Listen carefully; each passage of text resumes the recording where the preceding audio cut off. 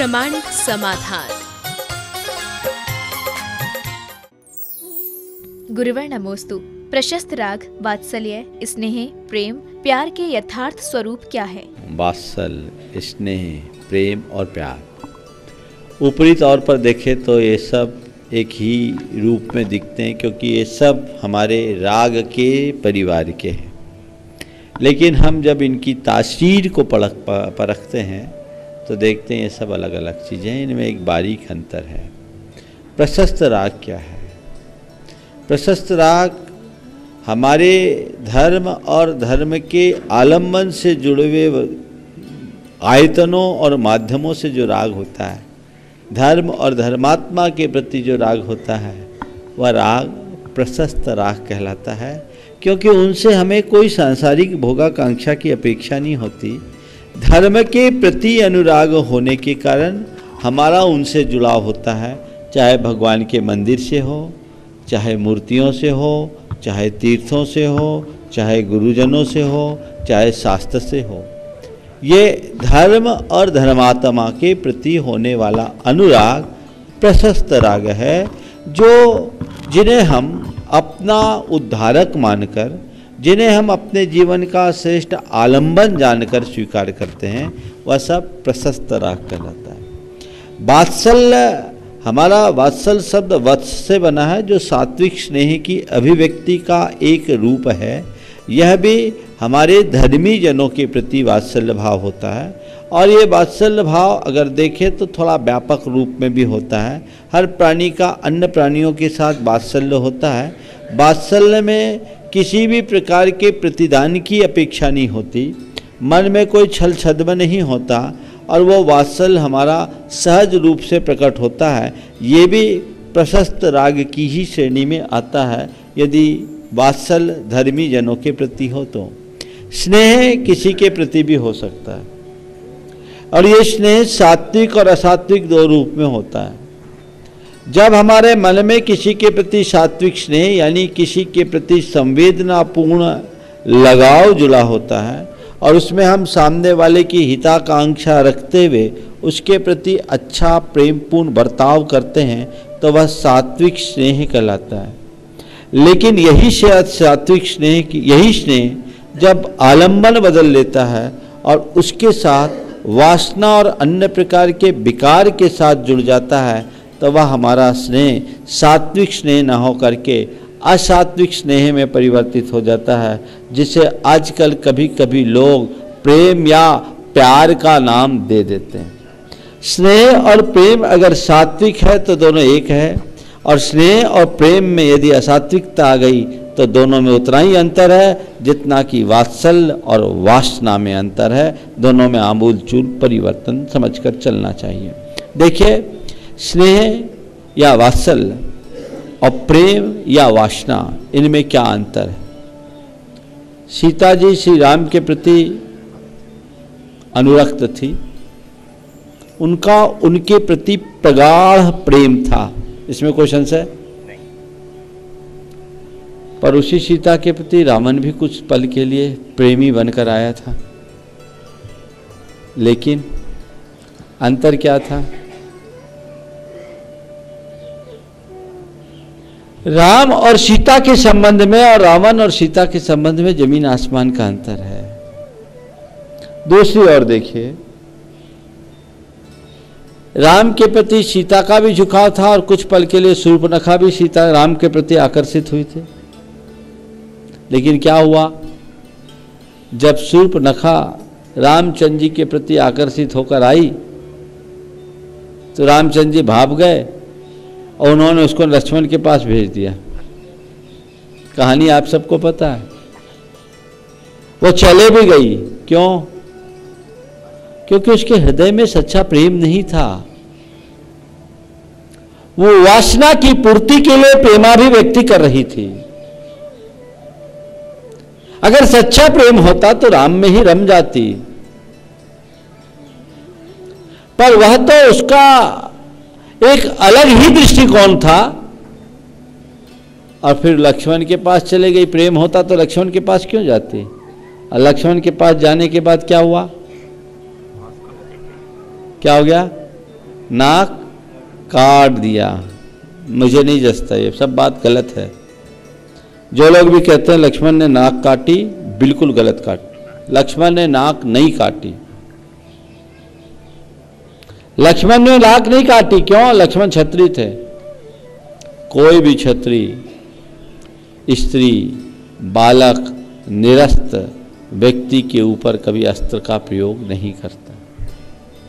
लक्ष्मण जी ने शूर्पणखा की नाक नहीं काटी।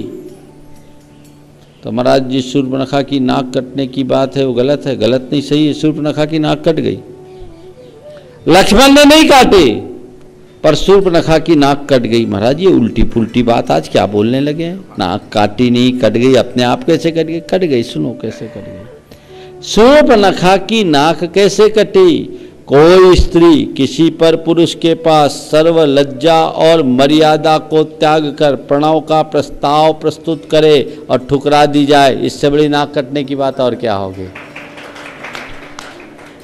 नाक उसकी कट गई। तो बस ये है सात्विक स्नेह, सात्विक प्रेम और वासना मूलक प्रेम में। प्यार शब्द ऐसे बहुत अच्छा शब्द है, लेकिन आज के समय में जो प्यार प्रचलित हो गया उसको मैं बोलता हूं टूटे हुए यार का नाम प्यार है। उसका पहला अक्षर टूटा हुआ है। क्या है? समझ गया ना? टूटे हुए यार का नाम प्यार। सारी जिंदगी कर्म फूटते हैं, लोग रोते हैं। ऐसे प्यार के चक्कर से अपने आप को बचा करके चलिए। गुरुवर नमोस्तु। अदालत में किसी व्यक्ति की गवाही से अपराधी को सजा होने पर उस अपराधी के परिवार के कष्ट से गवाही वाले व्यक्ति को कौन सा बंध होगा? अगर किसी व्यक्ति ने कोई आपराधिक कार्य किया है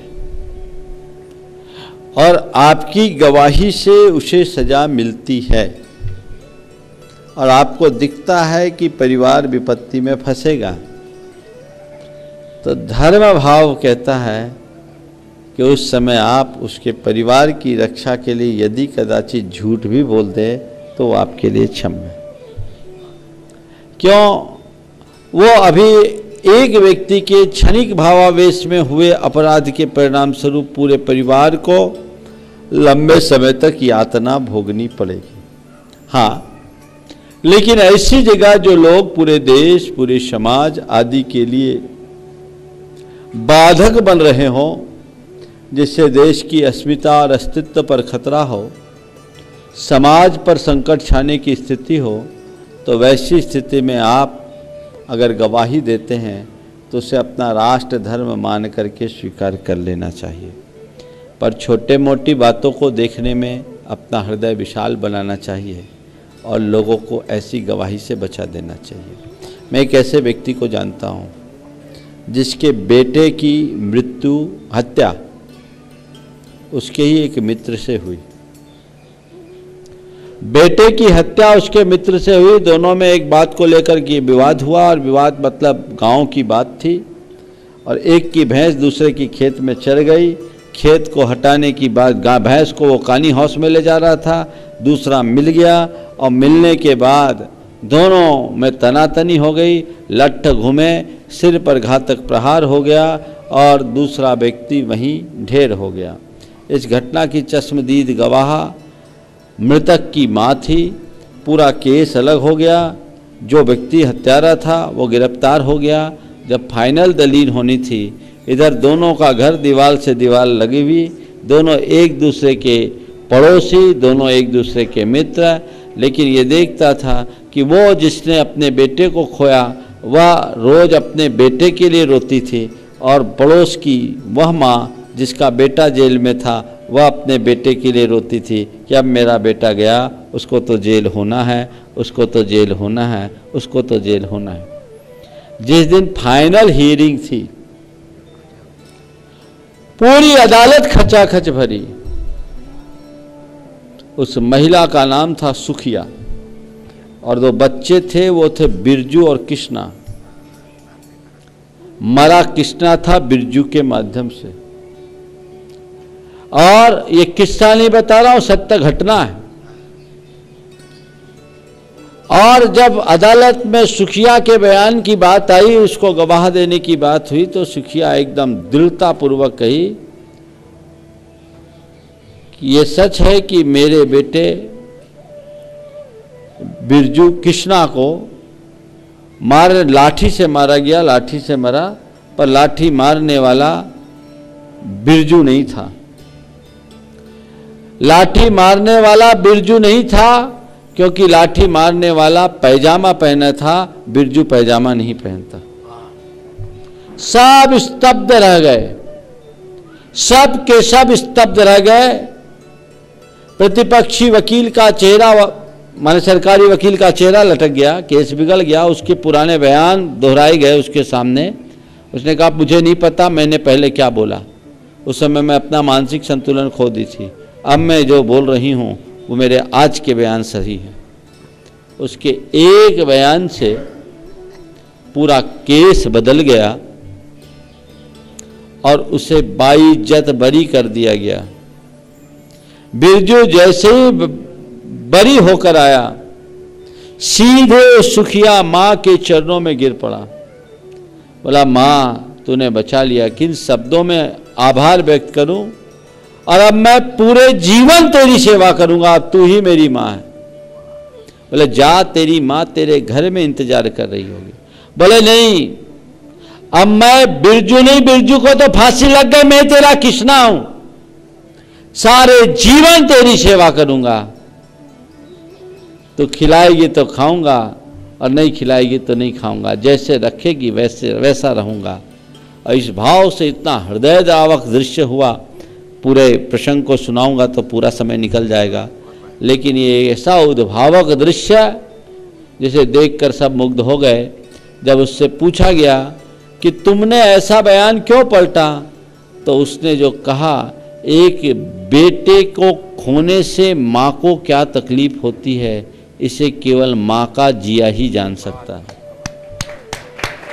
एक बेटे को खोने से माँ को क्या तकलीफ होती है, इसे सिर्फ माँ का जिया ही जान सकता है। मैं पिछले 6 महीने से लगातार इस चीज़ को देख रही हूँ। मैंने सोचा मेरा घर उजड़ गया सो उजड़ गया, मेरे बयान से वो आएगा तो नहीं लौटकर, जवानी की जोश में लाठी घूम गई सो घूम गई। मैंने पिछले दिनों कथा में ये सुना था कि हम एक का भी जान बचा लें तो बहुत बड़ा पुण्य होगा। तो मैंने सोचा मेरा कृष्णा चला गया, अगर मेरे बयान से बिरजू बच जाए तो ये बहुत पुण्य का कार्य होगा और जीवन बदल गया। ये सकारात्मक सोच यदि विकसित हो जाए तो निश्चितः वह जीवन में व्यापक बदलाव घटित करेंगे। गुरुवर नमोस्तु। जैन धर्म के ध्वज में 5 रंगों का क्या महत्व है और ध्वज में हरा या काला कौन सा रंग प्रयोग करना चाहिए? पंचवर्ण का सिद्धांत है, मूल वर्ण 5 है, रक्त, पीत, श्वेत, हरित और श्याम, नील और श्याम, श्वेत, नील, श्याम, ये 5 मूल रंग हैं। बाकी जितने भी रंग हैं इनके मिश्रण से बने हुए रंग हैं। अब ये रंग है, इन रंगों में पंच परमेष्टि को जोड़ा गया तो कहा गया शशि धवला अरहंता सिद्धा अरुणाय स आयरिया पीदा मरगज भाव ऊझाया साहू सामा मुने यब्बा। शशि धवला अरहंता, अरहंत भगवान को चंद्रमा के समान धवल, सिद्धों के लिए उगते सूरज की तरह लाल, आचार्य के लिए पीत, उपाध्याय के लिए मरकत मणि की तरह नील और साधु के लिए काला।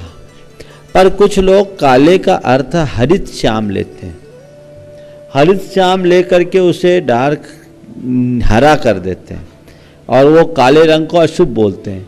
तो वस्तुतः हरित वर्ण मूल वर्ण नहीं है। हरित वर्ण तो सहयोगी वर्ण है। जब नीले में सफ़ेद मिलाते हैं, थोड़ा पीले में नीला मिलाते हैं तो हरा रंग बनता है, वो संयोगी रंग है। पर इस विषय पर 2 मत रहे। जैन संगीति बैठी 25वें निर्वाण महोत्सव में, तब एक पक्ष था जो नीचे के रंग को काला रंग बनाया। आप लोगों को याद होगा जब 25वें निर्वाण महोत्सव में ध्वजाएं घर घर में आई तो कौन सा रंग था नीचे? काला रंग था ना? हाँ, बाद में कुछ लोगों ने उस काले को बदलकर हरा कब से किया पता नहीं। लेकिन हम पंचपरमेष्टि के हिसाब से देखते हैं तो यही 5 रंग है, और ये 5 रंग मूल रंग है। सृष्टि के जितने भी परमाणु हैं वे इन्हीं 5 रंगों में से किसी एक रंग के हैं। वो इस बात का प्रतीक है कि इस ध्वजा में हमने सृष्टि के समस्त तत्वों को समाहित कर लिया है, कुछ भी शेष नहीं बचा है, ऐसा समझना। और जो लोग हरित रंग बोलते हैं उनका कहना है सस्य श्यामला बोलते हैं ना, तो वो लोग श्याम का अर्थ हरा मानते हैं। उनकी दलील है कि धरती जब फसल पकती है तो बोलते सस्य श्यामला धरती, तो सस्य श्यामला हरित श्याम को बोलते हैं। ये संयोगी वर्ण है, पर मूल में वर्ण जो बताया है साहू सामा मुनेयब्बा, साधु को श्याम वर्णी ही कहा। नमोस्तु गुरु। गुरुवर नमोस्तु। वर्तमान में जैन समाज की विषमताएं और घटती संख्या में दिगंबरत्व पर क्या प्रभाव पड़ेगा और इस समस्या के लिए क्या उपाय करें? देखिए, बड़ी ज्वलंत समस्या है। संख्या के बिना हम अपनी परंपरा को आगे नहीं बढ़ा सकते। धर्म और समाज दोनों एक दूसरे के पूरक हैं, सहचर और सहगामी हैं।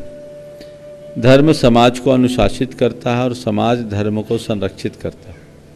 समाज तभी तक हमारा सुरक्षित रहेगा जब उसके साथ धर्म जुड़ा रहे, पर समाज का अस्तित्व तभी तक रहेगा जब तक हमारी संतति बनी रहे। वर्तमान में संतति बहुत कम होते जा रही है। जैनियों की जनसंख्या वृद्धि दर नेगेटिव होते जा रही है। इस पर बहुत गंभीरता से विचार करना चाहिए, और आने वाले युगांतरों तक जैन धर्म को सुरक्षित रखना चाहते हैं तो मैं कहता हूँ जैनियों को कम से कम 3 तो जरूर रखना चाहिए, बल्कि 4 हो तो कोई दिक्कत नहीं। और मैं मानता हूँ जब ऐसे पुण्यशाली लोग इस धरती पर आएंगे तो धरती का बोझ भी मिटेगा।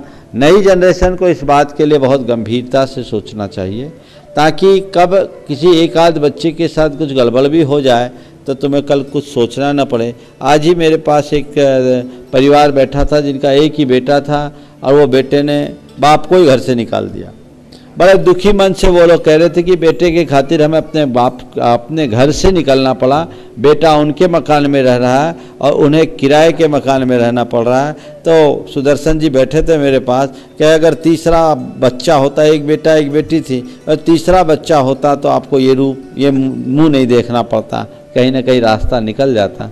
तो ये बात बहुत गंभीर है, इस पर विचार होना चाहिए। गुरुवर नमोस्तु। साल में 3 बार पर्युषण और अष्टानी का पर्व आते हैं, तो हम लोग भादो माह के पर्युषण पर्व को अधिक महत्व क्यों देते हैं? पर्युषण पर्व तो एक ही बार आता है, 10 लक्षण व्रत 3 बार आते हैं। तो व्रत तो हम एक तपस्या के रूप में करते हैं, और पर्व जो मनाया जाता है ये युग के आरंभ से इसकी कहानी जुड़ी है। तो इसका संबंध युगारंभ से, इसलिए पर्व मनाते हैं। तो पर्व को उसी अनुरूप देखना चाहिए। गुरुवर नमोस्तु। काफी अंतराल के बाद अपने गुरु के दर्शन करते समय हमें गुरु के समक्ष अपने भाव को कैसे प्रकट करना चाहिए? देखिए, भाव हैं तभी तो आप यहाँ तक आए, लेकिन भाव होने मात्र से काम नहीं चलता, संयोग भी चाहिए। जो भाव आप लेकर आज यहाँ आई हैं, ये भाव तो घर में भी होंगे, कभी कभी इससे ज़्यादा हिलोर भी मारते होंगे, लेकिन संयोग जब तक अनुकूल नहीं बनते तब तक काम नहीं होता।